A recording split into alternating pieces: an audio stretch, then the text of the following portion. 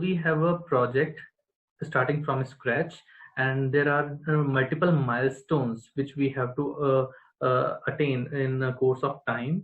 So how, as a scrum master, we will going to the approach that we will going to follow, and how we will going to select the scrum team, and so that we can hit the market with the latest application on which we are working on. So this is something what we are saying is, how do we do the outer management around Correct. Scrum? So Scrum is more focused on, I got a product backlog and I'm producing an increment. Now, from where the product backlog is coming, the market part of it, and how you are going to position, ship, apply these outputs in the market is a later part of it, because increment is there. Now you need to take the increment to the business also. So now this is something is not part of Scrum framework, because it varies from industry to industry. So say if it's an e-commerce industry or a software as a service industry, you may want to put the product as soon as you reach some minimum functionality, because you can keep updating it on a daily basis. But if it is little systems, maybe a banking system or an automobile kind of a system or energy management kind of a system, where there are multiple other parties and their product will get integrated and there will be end user training before you do that, then you may need to do little roadmap level planning, releases level planning.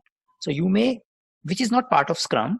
On top of Scrum, you may have some product roadmaps and releases plan, and the releases has their milestones and dependencies and risks well defined and tracked. So program management, project management skills will come in existence or in uses there. So at time I really wonder, is it a correct question for a Scrum Master? See, again, see the type of Scrum Master you see in Scrum Guide or in your PSM or CSM class, you may not see that in a real world. Because in a real world, you need something which is fitting in that organization context.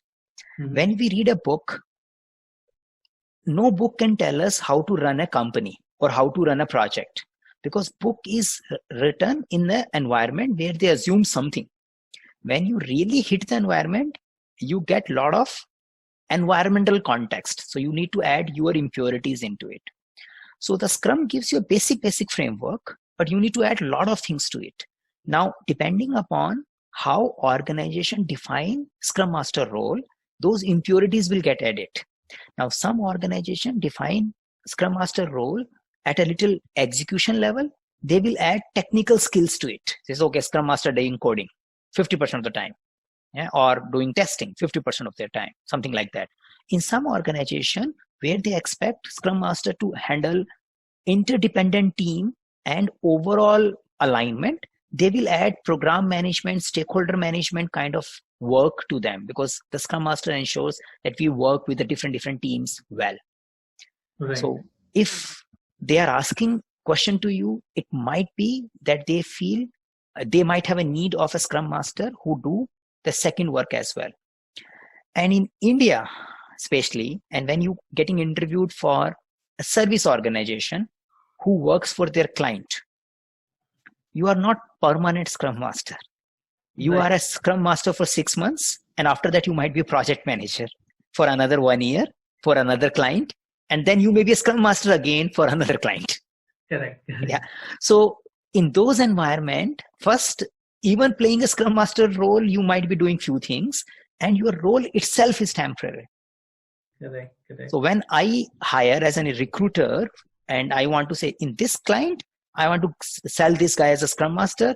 Next client, I might want to sell him as a project manager. So I better validate both the skills. Correct.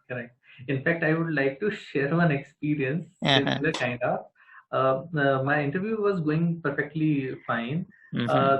At last, they told me about what they are looking for. So they told me that we are looking for a Scrum Master who can also work as a engagement manager as well as a business analyst whenever needed. So I told the interviewer that this is not a right approach. because as per the Scrum guide, it's clearly mentioned that the Scrum Master should be a facilitator. So if we are making him a part of a development team, then he will start influencing the people or start becoming biased. Because then if he's acting as a manager or a BA, he will start trying to achieve more goals in lesser time or start pushing the team. So then he is not following the approach of Scrum in a right manner. So I told this thing, and I was not selected in that interview. I know. See, the idea is that see, we can teach the word. Yeah, we can teach the word. We can tell them anything. But the point is, they are the people who are running business, and they know what they want. So my approach, again, I'm not saying it's a right or wrong approach. My approach is, let's live with the reality, because these people might have their own compulsion. They may have that billing can only be done, client may only be willing to pay when they see something there. So what I can find out from my side is, okay, what kind of a skills I want to develop and what kind of a jobs I want to target to. There could be N type of work, but okay, I can do set of work, and then that is where I go. Okay, right. Next question was, suppose being a Scrum Master, you are handling 2 Scrum teams in parallel. So explain your daily activities. So will you? Is there any ways or any chances you merge 2 Scrum teams in one and try to figure out the work if they are dependent or if they are independent? How you will deal with this situation? Yeah. So see, again, rather than a perfect answer, you may need to spend some time and talking to them. Actually, they are more exploring that, okay, what do you understand from it and how you understand the challenges and consequences of it. We do know Scrum guide, we do know Scrum and all those things. And it talks about team size of 3 to 9 people, development team. Now, what if you have 10 people? Now you have 2 options. Or from a Scrum guide, there is only one option.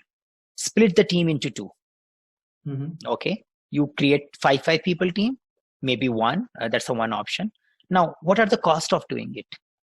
You have broken the communication channel. Now there will be little isolation between these 5 people. They are not collaborating that well. Yeah, because the team A, team B, then there is another dynamic starts coming in between team A versus team B and something like that. And communication errors also, product owner need to explain to team A separately, team B separately. Daily Scrum, only team A happening, team B happening, then they're doing Scrum on top of it. Now, the another alternative is you keep the team 1 only.